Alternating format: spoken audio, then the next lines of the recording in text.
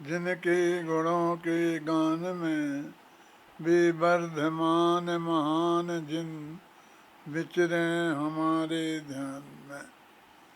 ये देखकर बहुत बहुत प्रसन्नता हुई है। जितने लोग इन प्रतियोगिताओं में इनमें शामिल हुए हैं उन्हें तो मोक्ष मार्ग प्रकाशक का गहराई से अध्ययन हो ही जाएगा। मोक्ष मार्ग प्रकाशक का अध्ययन की बात नहीं है, जैन दर्शन का मूलतः 70-80% अध्ययन हो जाता है। और जो हमारे लिए अत्यंत उपयोगी है और हमारी मुमुक्षु समाज में अधिकांश लोग जिसे जानते हैं और हम ना जाने तो ये अच्छी बात नहीं है।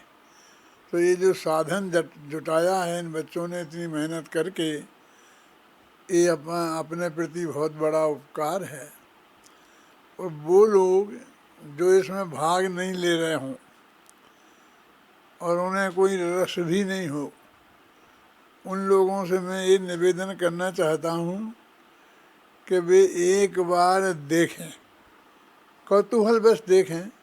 जैसे हम समाचार सुन लेते हैं टीवी पे और बातें देख लेते हैं, कर लेते हैं, तो उससे आपको कम से कम ये अंदाज़ा तो लगेगा ना कि कितनी साधारण सी बातें हैं और जिनको हमारे छोटे छोटे बच्चे जानते हैं, हमारे नाती पोते जानते हैं और हम नहीं जानते हैं, तो कितने दुख की बात है, कितने खेद की बात है। और ये जानना बहुत ज़रूरी है, आत्मा के कल्याण के हिसाब से भी जानना बहुत ज़रूरी है। और आप देखिए हम कितने लोगों तक पहुंच जाते हैं। हमें पहले गांव में पाठशाला पढ़ाते थे तो मोहल्ले के लोगों को भी इकट्ठा नहीं कर पाते थे, जिसका घर थोड़ा दूर हुआ वो नहीं आ पाता था।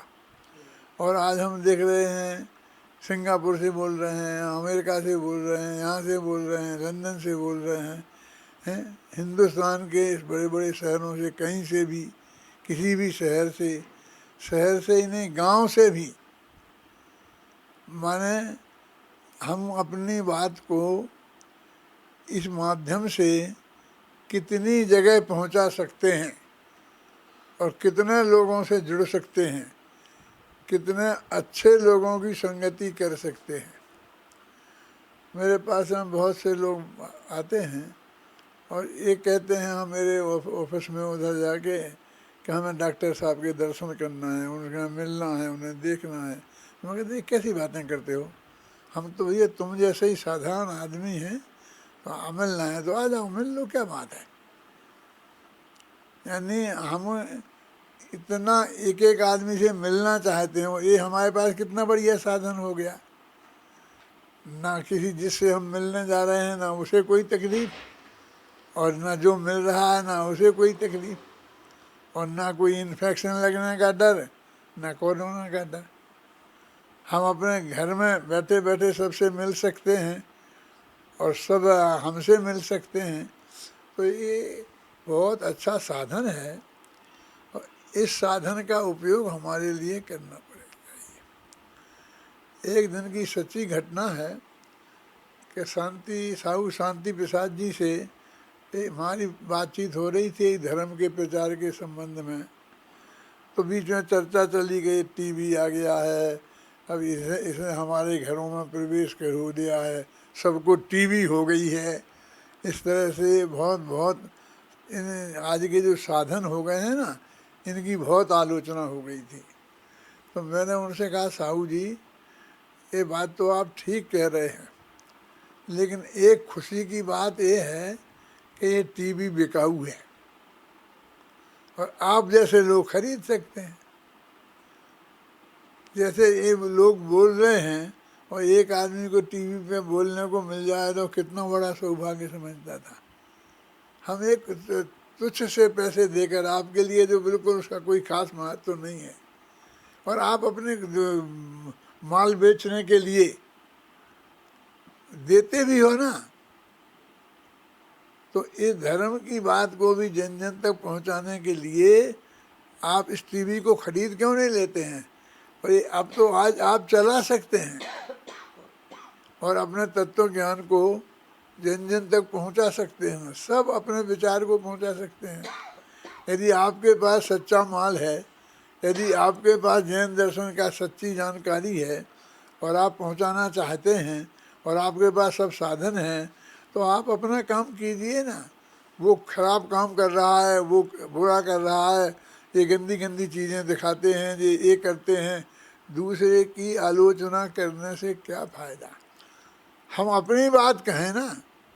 मैं पहले एक उदाहरण दिया करता था कि निरमा वाला 10 दफ़े बोलेगा निरमा निरमा निरमा और कुछ नहीं, बस उसका नाम ही नहीं ले, दूध सी सफ़ेदी निरमा निरमा। लेकिन मैं कहता हूँ एक दफ़ा ये बोलना कि सनलाइट साबुन ठीक नहीं है, लाइफ बॉय ठीक नहीं है, ऐसा क्यों नहीं बोलता है।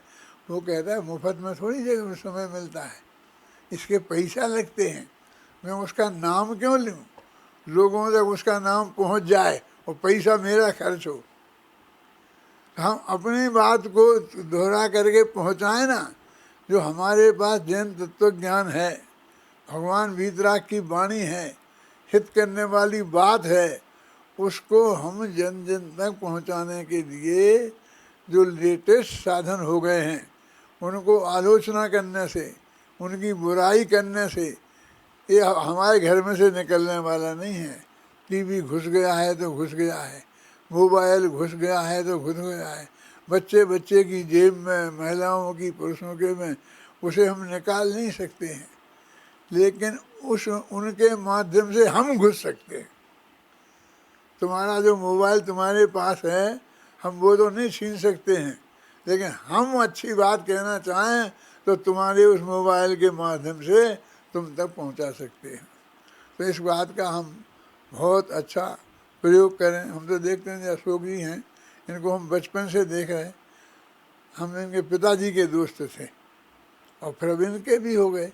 अब ये स्वाध्याय करते हैं, ये देखते हैं तो हमको बहुत अच्छा लगता है।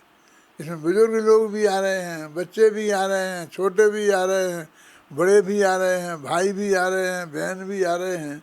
तो हमारे साधन में के मिलन का ये बहुत बढ़िया साधन है। ऐसा ख़राब समय आया था और ऐसी स्थिति बन गई, लेकिन इसमें इसको जो है ना, क्या हुआ था, क्या हुआ है बीमारी अपन को, कोरोना ने हमको यदि परेशान किया है, तो इस टीवी के माध्यम से हम घर पर बैठ के शांति से तत्व ज्ञान का अभ्यास कर सकें, लिख सके, पढ़ सके और ये सब काम कर सकते हैं। अपने घर में पूरी तरह सुरक्षित हैं, कहीं जाने की ज़रूरत नहीं है। हम प्रेम से इसमें सब लोग शामिल हों, इसे देखकर कम से कम अपने बच्चों को, अपने बड़े को, बुजुर्गों को, माँ बाप को, कम से कम मैं तो लोगों से कहता हूँ कि घर में अम्मा जी बैठी हैं ना, तो एक टीवी इन्हें क्यों नहीं लगा देते हो और उन्हें 4 मिला कर के गुरुदेव के प्रवचन और विद्वानों की प्रवचन, बढ़िया बढ़िया संगीत, पूजा पाठ ला करके घर में लगा दो और दिन भर चलाएँ वो आराम से। आपके घर में भगवान का नाम बजता रहेगा और ये तत्व ज्ञान भी उनको मिलता रहेगा।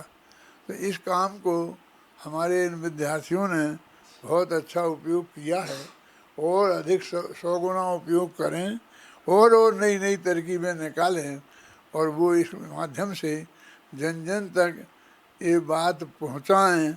इसी मंगल भावना के साथ मैं अपनी बात समाप्त करता हूँ।